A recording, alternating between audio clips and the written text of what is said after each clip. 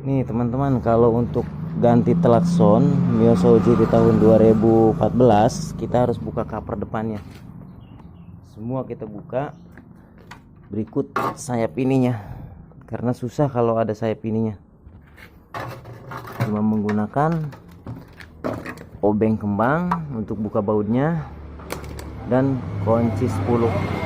Letak bautnya ini, letak baut dari depannya. Kalau dari belakangnya ini nih, tuh kita harus buka cover. Kita tes suaranya.